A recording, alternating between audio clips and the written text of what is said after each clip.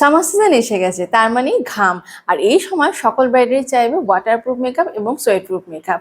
চলো আজকে তোমাদের সকলের সাথে শেয়ার করি কিভাবে আমরা সামার সিজনে স্কিন প্রিপারেশন করব। তোমরা যেই মেকআপই করো না কেন, স্কিন প্রিপারেশন কিন্তু একটা বড় ইম্পর্টেন্ট পার্ট মেকআপের আগে। ঠিকঠাক যদি প্রিপারেশন না করো, পরের সমস্ত মেকআপটাই কিন্তু নষ্ট হয়ে যায়। তো তাই জন্য আজকে তোমাদের সাথে শুধুমাত্র শেয়ার করব কিভাবে এই সামার সিজনে আমরা স্কিন প্রিপারেশন করব। তোমাদের সাথে আজকে আমি যে ব্রাইডের লুকসটা শেয়ার করছি, এটা ছিল আমার আগের মাসের একটি কাজের ভিডিও। আমার একটু দেরি হয়ে গেছে এটা আপলোড করতে। তো ওর নাম হচ্ছে সায়ন্তনী। ও একটা আলট্রা এইচডি মেকআপ চেয়েছে এবং তার সাথে ওয়াটারপ্রুফও। তো দেখো, ওকে আমি যথারীতি, এবং ওর স্কিনটাও ছিল কম্বিনেশন স্কিন এবং প্রচণ্ড সোয়েটিং হতো, সোয়েটিংয়ের প্রবলেম ছিল, সেটা আমাকে আগেই বলে দিয়েছে। এবার তোমাদেরকে বলি, স্কিন প্রিপারেশন যখন আমরা করব তাহলে আমরা করব কি বেসিকের উপরে। প্রথমে আমাদেরকে বুঝে নিতে হবে ওর স্কিনটা অয়েলি না ড্রাই না সেন্সিটিভ না কম্বিনেশন স্কিন, আমাদের কিন্তু এটা জেনে নিতে হবে। তো কিভাবে সেটা চিনবো, প্রত্যেকটা ব্রাইডের তো বিভিন্ন রকমের স্কিন টাইপ হয়, তো সেটা কি করে বুঝবো সেটা নিয়ে আমি তোমাদের অন্য আরেকদিন অন্য কোনো ভিডিওতে শেয়ার করব। আজকে আমি শেয়ার করি এই শুধুমাত্র সামার সিজনে কিভাবে তোমরা স্কিন প্রিপারেশন করবে।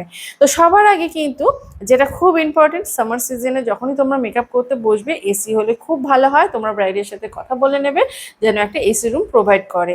এবার সবার পক্ষে তো সম্ভব হয় না এসি রুম প্রোভাইড করা, তো তাদের ক্ষেত্রে তোমরা বলে দেবে স্কিনটাকে যাতে ভালোভাবে কুল ডাউন করে। কিভাবে করবে, তার জন্য আইস কিউব যাতে একটু ঘষে নেয় মেকআপের 5 মিনিট আগে বসে, এবং যেই রুমে বসবে সেখানে যেন ভালো ফ্যানের ব্যবস্থা থাকে। তো কুল ডাউন করে নেওয়ার পরে তোমরা ভালো করে ক্লিন করে নেবে, কারণ গায়ে হলুদ হয়, এছাড়া অনেক মেকআপস থাকে। তো সেটাকে ভালো করে মিসেলার ওয়াটার বা ওয়েট টিস্যু পেপার, যাই হোক ক্লিনজার যেটা দিয়ে তোমরা কমফোর্ট হও সেটা দিয়ে, তো যেটা তোমাদের কাছে আছে সেটা দিয়ে কিন্তু ভালো করে ক্লিনজিং করে নেবে। এবং তোমরা দেখবে যাতে তার যেন কোনো কিছু লেগে না থাকে। যদি ফেস ওয়াশ দাও সেটা যেন না লেগে থাকে, বা যদি ক্লিনজার ইউজ করো সেটা যেন স্কিনের মধ্যে লেগে না থাকে। ভালো করে সেটাকে কিন্তু ক্লিন করে নিতে হবে। আবার মিসেলার ওয়াটার যদি ইউজ করো তাহলে সেটাও যেন ভালো করে জল দিয়ে আমরা ওটাকে রিমুভ করে নিই। তো সেটা তোমাদের করে নিতে হবে। এরপরে আসে টোনারের পার্ট। দেখো, সামার সিজন মানেই হচ্ছে আমাদের কিন্তু যাদের এক্সেসিভ ড্রাই স্কিন তাদেরও একটু নর্মালের দিকে চলে আসে, বা যাদের নর্মাল স্কিন তাদেরও কিন্তু অয়েলি স্কিনে পরিণত হয়। আর যাদের অয়েলি স্কিন থাকে তাদের কিন্তু খুবই এক্সেসিভ অয়েলি স্কিন হয়ে যায়। তো এটা কিন্তু চেঞ্জেস হয় আমাদের সিজন ওয়াইজ।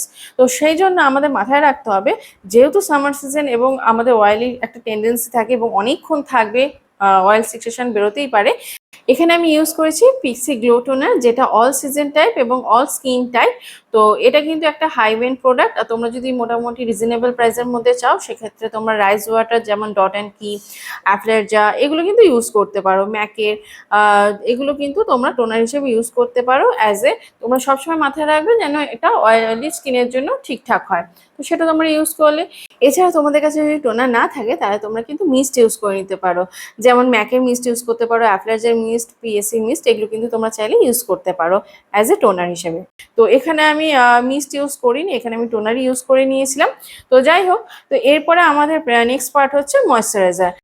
দেখো, সামার সিজন মানেই হচ্ছে যে কোনো স্কিন কিন্তু অয়েল স্কিনের টেন্ডেন্সি হয়ে যায়। যাদের এক্সেসিভ ড্রাই স্কিন তাদেরও কিন্তু নর্মাল স্কিন হয়ে যায়। আর অনেকক্ষণ যেহেতু ব্রাইডকে বসে থাকতে হয়, তো অয়েল কিন্তু সিক্রেশন হবেই। তো সব কিছু মাথায় রেখে তোমরা শুধুমাত্র ওয়াটার বেস যে ময়েশ্চারাইজার সেটাই কিন্তু ইউজ করবে। এটা কিন্তু তোমাদের মাথায় রাখতে হবে, কারণ ক্রিম বেস বা অয়েল বেস বা সিলিকন বেস যদি আমরা ময়েশ্চারাইজার ইউজ করি, সেটা কিন্তু অয়েলি স্কিনের জন্য নয়। আমরা কিন্তু অয়েলি স্কিন বা সামার সিজনের জন্য শুধুমাত্র ওয়াটার বেস, যেগুলো জেল ফর্মে পাওয়া যায়, সেই রকমই কিন্তু আমরা ময়েশ্চারাইজার ইউজ করব। ঠিক আছে? তো এরপরে নেক্সট পার্ট হচ্ছে প্রাইমার। প্রাইমারের ক্ষেত্রেও কিন্তু আমাদের কিন্তু ডিফারেন্সিয়েট করতে হবে। আমরা কিন্তু যে কোনো প্রাইমার ইউজ করতে পারবো না, কারণ সামার সিজনে যেহেতু স্কিনটা আমাদের চেঞ্জ হয়ে যাচ্ছে, এবং তাদের সোয়েটিংয়ের প্রবলেম হয় বা এক্সেসিভ সোয়েটিংয়ের প্রবলেম, তাদের জন্য কিন্তু তোমরা কোনোভাবেই প্রাইমারের নলেজটা কিন্তু ভুললে চলবে না। তোমাদেরকে আমি বলি, সামার সিজনের জন্য শুধুমাত্র হাইড্রেটিং প্রাইমার অথবা ম্যাটিফাইং প্রাইমার তোমরা ইউজ করতে পারো। ম্যাটিফাইং প্রাইমার ইউজ করতে গেলে কিন্তু তার আগে কিন্তু ভালোভাবে আমাদের স্কিন প্রিপারেশনটা করে নিতে হবে, তবেই তোমরা ম্যাটিফাইং প্রাইমার ইউজ করতে পারবে, আদারওয়াইজ নয়। তো ম্যাটিফাইং প্রাইমারটা তোমরা আপাতত সেটাকে অতটা ইম্পর্টেন্সি দিও না। তোমরা তোমাদের ব্যাগে মেকআপ কিটের মধ্যে কিন্তু হাইড্রেটিং, যেটা জেল ফর্মে পাওয়া যায়, সেই প্রাইমারটা কিন্তু ক্যারি করবে। কেমন? তো আমাদের তার মানে কি লাগলো, হাইড্রেটিং প্রাইমার। এবার হাইড্রেটিং প্রাইমারের মধ্যে তোমরা ইউজ করতে পারো হুডা বিউটির হাইড্রেটিং প্রাইমার, এছাড়া তোমার মিল্ক হাইড্রেটিং প্রাইমার। এগুলো কিন্তু best for oily skin and summer season. আমি এখানে হুডা বিউটিরই ইউজ করেছি, যেগুলো অয়েলি স্কিনের জন্যও ভালো এবং আমাদের ওয়াটারপ্রুফ মেকআপ, সোয়েটপ্রুফ মেকআপের জন্য কিন্তু খুবই ভালো হুডা বিউটির প্রাইমার। তো তোমরা তাহলে কি বললাম, প্রাইমারের ক্ষেত্রেও কিন্তু হাইড্রেটিং যে প্রাইমারগুলো হয়, যেগুলো জেল ফর্মে পাওয়া যায় বা ওয়াটার বেসড হয়, সেই টাইপের প্রাইমার কিন্তু তোমরা ইউজ করবে। তো এটা গেল আমাদের স্কিন প্রিপারেশন কিভাবে করব। দেখো, আমাদের প্রত্যেকটা জিনিস কিন্তু যখনই আমরা স্কিন প্রিপারেশন করব, আমাদের কিন্তু এই জিনিসটা মাথায় রাখতে হবে। কারণ কি, যদি আমরা স্কিন প্রিপারেশন ঠিকঠাক না করি, আমাদের যদি অয়েল সিক্রেশন হতে থাকে বা আমাদের যদি ভালো করে ক্লিনিং না হয় বা যে পোর্সগুলো আছে সেগুলো যদি মিনিমাইজ না হয়, তাহলে কিন্তু যেহেতু এটা ব্রাইডাল লুকস, অনেকক্ষণ লং লাস্টিং করতে হবে, তার জন্য কিন্তু আমাদের স্কিন প্রিপারেশনটা খুবই ইম্পর্টেন্ট।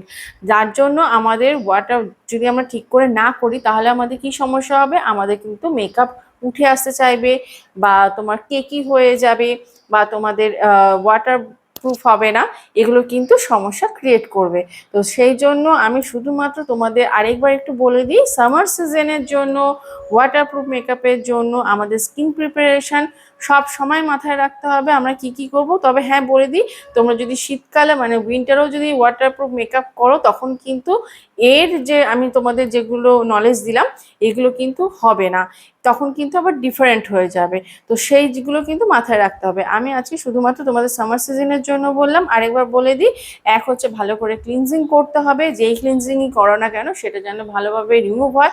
দেন টোনার ইউজ করতে হবে, অথবা তোমরা মিস্ট ইউজ করতে পারো। এরপরে ময়শ্চারাইজার হবে, শুধুমাত্র ওয়াটার বেস ময়শ্চারাইজার।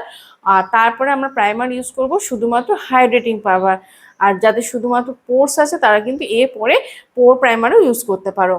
তো আজকে তোমাদের এই নলেজটা কেমন লাগলো অবশ্যই আমাকে কমেন্ট করে জানাবে। এছাড়া তোমরা আর কি কি বিষয়ে জানতে চাও আমাকে কমেন্ট করে জানাও, তাহলে আমি সেই বিষয়ে তোমাদের নেক্সট ভিডিওগুলো আপলোড করব, তোমরা জানতে পারবে। আর আজকের লুকসটা কেমন লাগলো অবশ্যই আমাকে জানাবে। দেখা হচ্ছে অন্য কোনো ভিডিও, ভালো লাগলে লাইক কমেন্ট শেয়ার করো।